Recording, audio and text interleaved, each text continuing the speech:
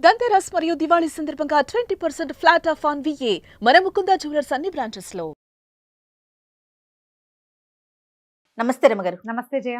రమగారు, కార్తీక మాసంలో మనం కార్తీక మాసం అంతా ఉపవాసం చేస్తాము, దీపం పెడతాము ఖచ్చితంగా.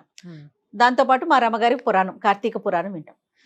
వీటన్నిటితో పాటు తులసమ్మకు కూడా చాలా ప్రాధాన్యత ఇస్తామండి. ప్రతిరోజు కూడా తులసి మాతను కొలుస్తూ ఉంటాం. దీనికి సంబంధించి కొన్ని సందేహాలు ఉన్నాయి రమగారు. తులసి మాతకి ఉదయం పూట తులసి మాత ముందు దీపం పెట్టాలా, తులసికి సాయంత్రం పెట్టాలా? మీరు ఒక్కొక్కటి చెప్తే నా ఒక్కొక్క సందేహాన్ని అడుగుతున్నాను. ఒక్కో ప్రశ్న షూట్ చేయి, నేను ఒక్కొక్క ఆన్సర్ చెప్తాను. అంతే. తులసి చెట్టు దగ్గర 2 పూట్ల దీపం పెట్టుకోవచ్చు.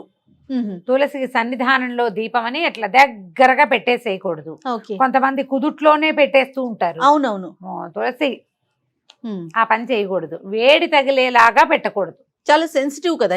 ఏ మొక్క అయినా సెన్సిటివే. అవును. అందులో తులసి కుదుట్లో పెడితే ఎట్లా, యువతలు పెట్టుకోవాలి. తులసి దగ్గర కొంచెం శుభ్రం చేసుకోవటం.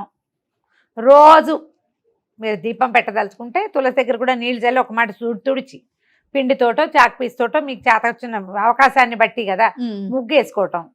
తులసికి కుండీకో లేకపోతే కోటకో ఒక చిటికెడు పసుపు రాసి బొట్టు పెట్టడం, ఓ దీపం వెలిగించటం, దీపం పెట్టుకోవటము. అక్కడి నుంచి ఒక అగరబత్తి చూపించటము. నిత్యము చేయొచ్చు. అగరబత్తి చూపించము, మేము అదేం చేయమండి, మాకు అన్ని రెడీగా ఉన్నాయి, అన్నయ్య అంటే పెయింట్ చేసిన తులసి ఉంది అంటే తుడుచుకోవాలిగా, తుడిపో ఏదో ఒకటి చేయాలి.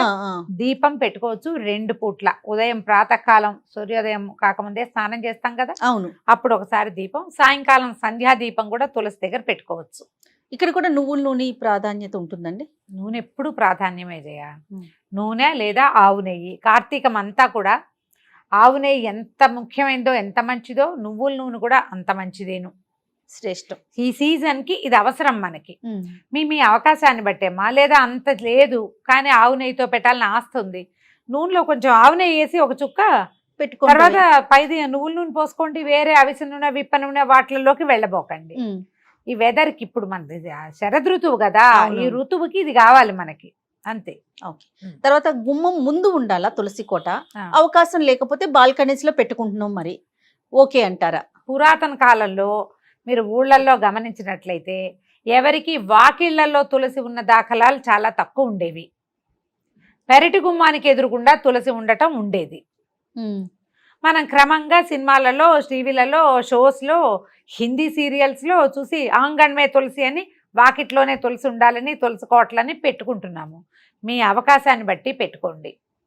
మీరు పూజించటానికి వెసులుబాటు కావాలి. ఏదైనా పెట్టుకుంటే కనుక మేము పూజించము, దాని గాలి కావాలి మనకి తులసి.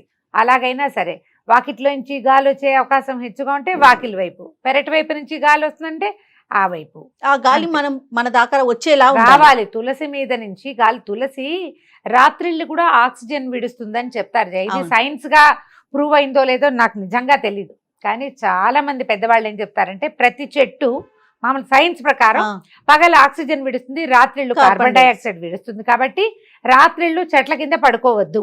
అవును అంటే పగళ్ళు చెట్ల గాలి చాలా మంచిది. అందుకని తెల్లవారుజామునే చెట్ల కింద నడవండి, సాయంకాలం ఈవినింగ్ వాక్ వెళ్ళండి. ఎందుకంటే చెట్లు వదిలే ఆక్సిజన్ ని తీసుకుంటాం, రాత్రిళ్ళు కాదు. కానీ ఈ తులసి వ్యవహారంలో ఏం చెప్తారంటే రాత్రిపూట కూడా ఈ పర్టికులర్ తులసి చెట్టు మాత్రమే ఆక్సిజన్నే విడుస్తుందని, నత్రజనిని విడుదల చేసిన నైట్రోజన్ని చాలా తక్కువ మోతాదులో వస్తుంది. ఎక్కువ ప్రాణవాయువుని విడిచే లక్షణం ఉంది కాబట్టి దాని మీద నుంచి వచ్చే గాలి కొంత ఆరోగ్యానికి మంచిది. అందుకని ప్రతి వాకిట్లోనూ తులసి ఉండాలని చెప్తారు. నువ్వు పూజించకపో, నీ విధానం నీది. ఎలాగైనా ఉండాలి, అంతే లెక్క. మీకు ఎక్కడ వెసులుబాటుగా ఉంటే అక్కడ పెట్టుకోవచ్చమ్మా. ఇది ఖచ్చితంగా ఇక్కడే ఉండాలన్న నియమం అయితే నేను చదవలా ఎక్కడ. ఓకే. తర్వాత మనం తులసి చెట్టు ఆకులు కొన్ని సందర్భాల్లో తింటాం కదండి. పూజించటానికి వేరుగా, ఇలా మనము వాడుకోవటానికి వేరుగా పెట్టుకోవాలా తులసి మాత? పెట్టుకోవాలి, అది నియమం. నువ్వు పూజించే చెట్టుని ఎలా పడితే అట్లా తెంపకూడదు. ఆ చెట్టు నుంచి ఆకులు కోసి నోట్లో వేసుకునే పని చెయ్యొద్దు. పూజిస్తాము, రోజువారీ తులసిలో ఒక శ్రద్ధగా నీళ్లు పోసుకుని ఆ నీళ్ళు నెత్తి మీద జల్లుకుంటాము. తులసి మాత మృత్తిక. తులసి చెట్టు మొదట్లో మన్నుని నొసటన దాల్చే పద్ధతి కూడా ఉంటుంది. పిల్లలు భయపడ్డప్పుడు అప్పుడు పెడతారు, అది మంచిది. మీరు అలా చేయదలుచుకుంటే గనక, పూజించదలుచుకుంటే పూజకు ఒక కుండి విడిగా పెట్టుకోండి. ఈ మంచి డిజైన్లో బృందావనాలు దొరుకుతున్నాయిగా, ఓ బృందావనాన్ని వెలయించుకోండి, అది కూడా మీ ఇష్టమే. అందులో 2, 3 మొక్కలు ఉంచుకోండి.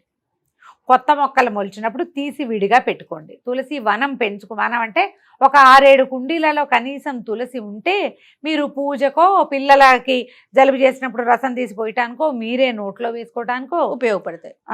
కావాలనుకుంటే అది వాడుకోవచ్చు. పూజకి పెట్టుకునే చెట్టుని చక్కగా మట్టసంగా పెంచుకుంటే బాగుంటుంది, మంచిది. ఓకే. లక్ష్మీ తులసి, కృష్ణ తులసి అని వింటాం. ఈ రెండిట్లో ఏది ఉంచుకోవాలండి ఇంట్లో? 2 ఉంచుకోవచ్చు. పూజ కూడా రెండింటికి చేయొచ్చు. 2 మొక్కలు. ప్రత్యేకతలు ఏంటి రమ్మగారు? ఈ లక్ష్మీ తులసి కంటే లేత రంగు చేయాలి. ఆ చెట్టు కూడా నాజుగ్గా ఉంటుంది. కృష్ణ తులసి ముదురు కాండమున ముదురుగా ఉండేది, ముదురు రంగులో కనపడుతూ ఆకులు ఘాటైన ప్రకృతి కలిగి ఉంటాయి. ఇది మంచి ఇది చెడు అని ఏమీ లేదు. ఈ పూజకి ఇదే, ఆ పూజకి అదే అన్న మాటలు కూడా పొరపాటే. మనం కల్పించుకుంటాం వాటన్నిటినీ. అవి 2 రకాలు అంతే. మీరు ఆకుపచ్చగా లేత ఆకుపచ్చలు అందంగా కనపడే ఆకు, కొంచెం ఎరుపు దాళ్ళు కలిగి ముదురుగా బలంగా కనబడే ఆకులు కనిపిస్తాయి. 2 మొక్కలు ఉంచుకుంటే చూడడానికి అందంగా కూడా కనపడుతుంది. 2 మంచివే, ఆరోగ్యానికి మంచివే, గాలికి మంచివే, పూజకి మంచివే. తర్వాత మొక్కకి మనము ప్రతిరోజు సాధారణంగా నీళ్లు పోస్తాం. అయితే ఏదో ఒక కామెంట్లో నేను చూసానండి, ఆదివారం తులసి చెట్టుకి నీళ్లు పోయకూడదు, ఎందుకంటే నారాయణ సేవలో ఉంటుంది కాబట్టి అనేసి. ఎందుకు మిగిలిన రోజుల్లో తులసి నారాయణ సేవలో ఉండదా? ఎక్కడి నుంచి వస్తాయమ్మా ఇలాంటివి? వారానికి ఒక్కరోజే ఆవిడ నారాయణ సేవ చేస్తుందని మనం ఎక్కడ చదివాం? ఏమో మరి, దేవి భాగవతంలో ఎక్కడా చదవలా, కార్తీక పురాణంలో ఎక్కడా లేదు. ఒక్కరోజు సేవలో ఉండటం ఏంటండి? ఒకరోజు నిరంతరము నారాయణ సేవలోనే ఉంటుంది ఆవిడ. అంతే కదా. నారాయణుడికి ప్రీతిపాత్రమైన చెట్టు అని కదా మనం చెప్పుకుంటున్నాము. వారంలో ఓ రోజే ఆయన వంతుకొస్తుంది అన్నట్టు చెప్తే ఎట్లాగా? అలాంటిది ఏం లేదమ్మా. తులసి చెట్టుకి రోజు నీళ్లు పోయిన, ఒక చెట్టు సంరక్షణ అంటే నిత్యము చెంబెడు నీళ్లు పోయకపోయినా చారెడు నీళ్ళైనా పోయాలి చెట్లకి. రోజు పోయచ్చు నీళ్లు, ఏ తప్పు లేదు. దళాలు కోసేటప్పుడు కొంచెం ఈ రకమైన శంక కొన్ని చోట్ల కనపడుతుంది. ఎట్లా? తులసి దళాలు రోజు కొయ్యకూడదు, శుక్రవారం మంగళవారం కొయ్యకూడదు, మరి ఆదివారం కూడా కొయ్యకూడదని ఎవరో అడిగారు. ఆదివారం కోసుకోవచ్చు అని, నేను కోసుకోవచ్చు అని చెప్పాను నేను. అయితే వాళ్ళు అడిగారు, ఎవరో గురుగారో ఎవరో చెప్పారని. ఇప్పుడు తులసి దళాలు ఎందుకు కోస్తారు జయ? మామూలుగా రోజువారీ ఎందుకు కోస్తావు? నువ్వు ఎందుకు కోస్తావు? ఏదైనా నోట్లో వేసుకోవడానికి. అంతే. నేను కోస్తాను తులసి దళం.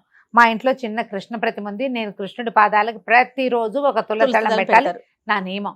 నేను మంగళవారం, శుక్రవారం, ఆదివారం కృష్ణుడికి తులసి సేవ చేయొద్దా? ఇప్పుడు ప్రతిరోజు చేసే అలవాటు ఉన్నప్పుడు అప్పుడు వారాలు చూసుకోం కదండి.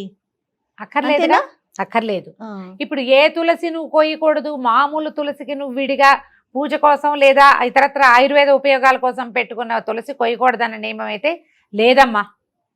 నేను దాన్ని సమర్థించట్లేదు. ఇప్పుడు ఎందుకంటే మనం సేవ, ఇప్పుడు నా దగ్గర కృష్ణుడు ఉన్నాడు, సాలగ్రామార్చన ఉన్న వాళ్ళు ఉంటారు. సాలగ్రామం అంటే నిత్యము తులసి అర్చన, పువ్వులక్కర్లా సాలగ్రామానికి. విష్ణు సేవ చేయడానికే కదా తులసి. తులసి రోజువారీ ఎవరికి వస్తారు జయ? మామూలు వాళ్ళు ఎవ్వరు కొయ్యరు. ఏ దేవుడికి తులసి పెట్టం మనం, జ్ఞాపకం చేసుకోండి. అవునా కదా? Simple logic. మనం ఎవరికి పెడతాము? కేవలము విష్ణువారాధనకి మాత్రమే, ఆరాధనకే తులసి కొయ్యాలి. మరి మంగళ శుక్రవారాలు ఆదివారాలు తులసి కొయ్యకూడదంటే ఆరాధన మానేస్తామా? అంతే, సింపుల్ కదా. మానం, ఆరాధన చేస్తాం కాబట్టి అమ్మ ఆరాధన కోసం కోసుకుంటున్నాము అని దండం పెట్టి కోసుకోవాలి. అయినా పూజకి వేరు, మనం ఇతరితర కార్యక్రమాలకి వేరుగా పెట్టుకుందాం అనుకున్నప్పుడు ఇంకా ఈ రోజులు లెక్క అవసరమే లేదు. విష్ణువారాధనకి నిస్సంకగా తులసిని కోసుకోవచ్చు. అయితే రాత్రిళ్ళు కోయొద్దని మాత్రం ఖచ్చితంగా చెప్తారు. రాత్రిళ్ళు తులసి కాదు, నువ్వు ఏ చెట్టు నుంచి ఏమీ కోయకూడదు. చెట్లు రెస్ట్ లో ఉంటాయి. వాటి నుంచి కార్బన్ డైఆక్సైడ్ రిలీజ్ అవుతూ ఉంటుంది, వాటి దగ్గరికి వెళ్ళకూడదు. అంతే. తర్వాత ఆడవారు కొయ్యకూడదు, మగవారు మాత్రమే కొయ్యాలి అనే మాట కూడా విన్నాను రమ్మగారు, ఇది కరెక్టేనా? ఇది వరకు చెప్పేవాళ్ళు జయ అట్లాగే. మగవాళ్లే కొయ్యాలి తులసి, ఆడవాళ్ళు కొయ్యకూడదని. తిథుల్లో కూడా కొన్ని తిథులు ప్రత్యేకంగా కొయ్యకూడదని ఉండేవి. మరి ఆ రోజున విష్ణువారాధన ఏం చేసేవాళ్ళో మనకు తెలియదు. అదేలే, చెప్పేవాళ్ళు అట్లా. అమావాస్యలోను అక్కడ తులసి పడుకుంటుంది అని, ఆమె నిద్రించే కాలం అని కొయ్యకూడదని అనేవాళ్ళు. ఇప్పుడంతా తిథులు చూసుకుని ప్రవర్తించే వాళ్ళకి మనం చెప్పాల్సిన పని అయితే లేదు కదా. అవునా? ఇదివరకు మగవాళ్లే కొయ్యాలి, ఆడవాళ్ళు కొయ్యకూడదు అనేవాళ్ళు. ఇంట్లో మగవాళ్ళు ఎవరు, అలభ్యం వాళ్ళు ఎవరు లేరు, వాళ్ళు కొయ్యరు, ఈ పనులకి రారు. మన ఇంట్లో ఒక విష్ణు ప్రతిమో, ఓ వెంకటేశ్వర స్వామో, ఒక కృష్ణుడో, ఓ వెన్న కృష్ణుడో ఉన్నారు, వారికి ఒకటి సమర్పించాలని ఉంది. అప్పుడు ఏం చేస్తాం? ఓ నమస్కారం చేసుకుని అపరాధ శాస్త్రాన్ని క్రియంతే అహర్నిశమయ దాసోయమితి మా మత్వ క్షమస్వ పరమేశ్వరి జనార్దన ఇది చెప్పుకుని కోసుకోవచ్చు. అపరాధం చెప్పుకుని కోసుకోవచ్చు. మనం అర్చనకి కోసేటప్పుడు అంత భావించక్కర్లేదేమోనని నేను అనుకుంటాను. మరి ఏదైనా సులభతరం చేసుకోమంటారు కదా రమ్మ ఇప్పుడు గారు? కాంప్లికేటెడ్ గా చేసుకోవద్దు, ఆ, కాంప్లికేటెడ్ గా చేసుకోవద్దు. నా వరకు నేను చెప్తున్న ప్రతిరోజు నేను మా ఇంట్లో ఒక వెనకృష్ణుడు, ఒక వేణుగోపాలుడు, ఒక సీతారామ లక్ష్మణ ఆంజనేయ స్వామి సన్నిధి ఒకటి, తర్వాత సాలగ్రామం ఉన్నారు 4 తులసి దళాలు ఎవ్రీడేకి వస్తా జయ. నేను ఇంకక్కడ ఏం నేను పూజకి స్వామివారికి సమర్పణకే నేను ఒక్కసారి కూడా తులసి తుంచి నోట్లో వేసుకున్నది నా జీవితంలో లేదు, వేసుకోను నేను. అర్చన అయిపోతుంది కదా, రేపొద్దున నిర్మాల్యం ఉంటుందా, అవును. పచ్చగా నవనవలాడుతూ ఉంటాయి. నిర్మాల్యం కళ్ళకద్దుకు నోట్లో వేసుకుంటా. ఇప్పుడు నేను చేసేదే కదా చెప్తున్నా, అంతేగా. నాకేం భయంగా లేదు.